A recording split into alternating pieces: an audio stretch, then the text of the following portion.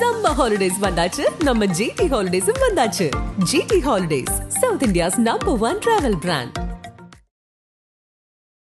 ஆதநேயர்களுக்கு வணக்கம். நான் உங்கள் பத்மாவதி. இன்னைக்கும் ஒரு சுவாரஸ்யமான டாபிக்கோட தான் உங்களை சந்திக்க வந்திருக்கேன். வேகமா நீந்திர உயிரினம் எது? ஏதாவது கெஸ் இருக்கா? நான் ஒரே ஒரு க்ளூ கொடுக்குறேன். என்ன க்ளூ அப்படின்னு பார்த்தீங்கன்னா, இந்த தலைவர் எப்பவுமே ஓட்டோட தான் சுற்றுவார்.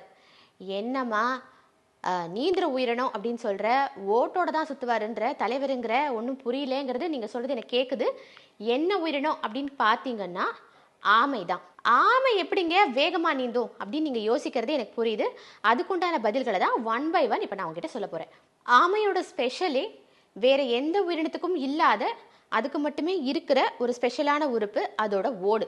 அந்த ஓடு தான் அதை வெளியே இருந்து வர பிரச்சனைகள் கிட்டே இருந்தும் அதை பாதுகாக்குது அப்படின்னு சொல்லலாம்.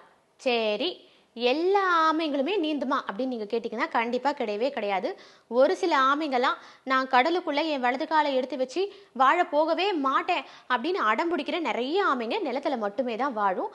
இது பொதுவாக கடலுக்குள்ளே இறங்கவும் இறங்காது, நீந்தவும் நீந்தாது. அப்படிப்பட்ட ஆமை வகைகளும் இருக்குது. ஆமை வகைகளையே இன்னொரு முக்கியமான விஷயம் என்ன அப்படின்னு பார்த்தீங்கன்னா, ஸ்டிங்யார்ட் அப்படிங்கிற ஒரு ஆமை ரொம்ப ரொம்ப திமுத்துக்கோண்டு தான் இருக்கும்னா பார்த்துக்கோங்களேன். அதோட மொத்த அளவே நம்மளோட கை சைஸ் மட்டும்தான் இருக்கும் அப்படின்னு சொல்கிறாங்க.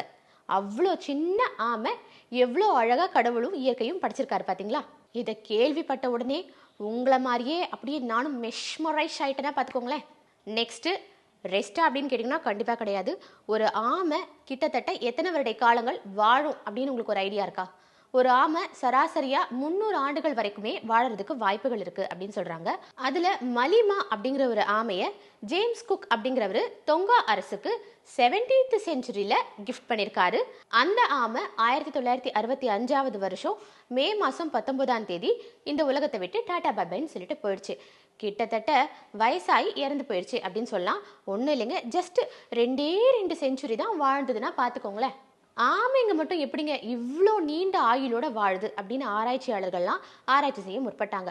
ஒரு வயசான ஆமையை எடுத்து ரிசர்ச் பண்ணும்போது அந்த ஆமைக்குள்ளே இருந்த லிவர், லங்ஸ் இது எல்லாமே ஒரு யங் ஆமையோட லிவரும் லங்ஸும் எப்படி இருக்குமோ அந்த அளவுக்கு ஆரோக்கியத்தோடு இருந்துதான். இதுவும் இந்த ஆமைகள் நீண்ட காலம் வாழறதுக்கு உண்டான ஒரு வழின்னு சொல்கிறாங்க. இன்னொரு முக்கியமான விஷயம் என்ன அப்படின்னா, ஆமையோட இதய துடிப்பு ரொம்பவே ஸ்லோவாக தான் இருக்குமா. ஸோ அதுவும் கூட ஒரு காரணம் அப்படின்னு சொல்கிறாங்க. பொதுவாக ஆமைக்கு ரொம்பவே ஞாபக சக்தி ஜாஸ்தி அப்படின்னு சொல்கிறாங்க. எப்படி அப்படின்னு பார்த்தீங்கன்னா, ஒரு ஆமை ப்ரெக்னென்ட் ஆயிடுச்சுன்னு வச்சுக்கோங்களேன், அந்த முட்டைகளை இட அது எந்த கடற்கரையில் பிறந்துச்சோ அதே கடற்கரைக்கு வந்து தான் முட்டை போடுமா. ஃபார் எக்ஸாம்பிள், இப்போது அமெரிக்காவோட கடற்கரையில் ஆமைகள் முட்டையிட்டு குஞ்சு பொறிச்சு அங்கே அது பிறந்துருச்சு அப்படின்னு வச்சுக்கலாம். ஸோ இந்த சைக்கிள் என்ன ஆகும் அப்படின்னு பார்த்தீங்கன்னா, அந்த ஆமை உலகம் முழுக்க சுற்றி வந்துக்கிட்டே இருக்குது. இப்போ சைனாவோட கடற்கரைகளில் அது நீந்தி வந்துக்கிட்டு இருக்கு அப்படின்னு வச்சுக்கலாம். அப்படி இருக்கிற தருணத்தில் இப்போது அது முட்டையிடுற தருணம் வந்துருச்சு. அந்த ஆமை திரும்பவும் அமெரிக்க கடற்கரைக்கே பயணம் பண்ணி போய் அங்கே தான் அதோட முட்டைகளை இடும். அது வேகமா நீந்தும் அப்படின்னு சொல்றீங்களே எப்படி? இப்போ ஃபார் எக்ஸாம்பிள், ஒரு ஆமை கடலுக்குள்ள நீந்த ஆரம்பிக்கிற அந்த தருணத்துக்கு என்ன பண்ணும் அப்படின்னா, கடலுக்குள்ளேயே நிறைய நீரோட்டங்கள் போய்கிட்டே இருக்கும்.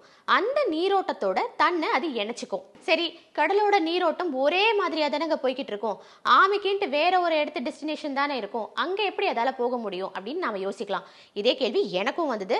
அப்படி நாம் பார்க்கும்போது என்ன நடக்கும்னா, கடலுக்குள்ள வெவ்வேறு விதமான நீரோட்டங்கள் ஓடிக்கிட்டே தான் இருக்கும். ஒரு நீரோட்டத்தோட ஒரு குறிப்பிட்ட பாதை வரை அது போய் சேர்ந்துரும். அங்கே அது நின்றுக்கிட்டு அது எங்கே போகணுமோ அந்த நீரோட்டம் வர்ற வரைக்கும் அங்கேயே காத்துக்கிட்டு இருக்கும்.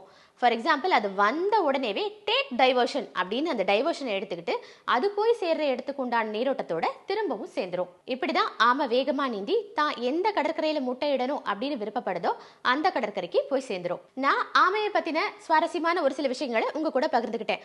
உங்களுக்கு வேற என்ன உயிரினங்களை பற்றி தெரிஞ்சுக்கணும் அப்படிங்கிறத கீழே கமெண்ட் பாக்ஸில் சொல்லுங்க. அதை பற்றி நிச்சயமாக நெக்ஸ்ட் டாபிக்ல நான் உங்க கூட பேசுகிறேன். Until then, it's me, Padmavati, signing off. Bye bye.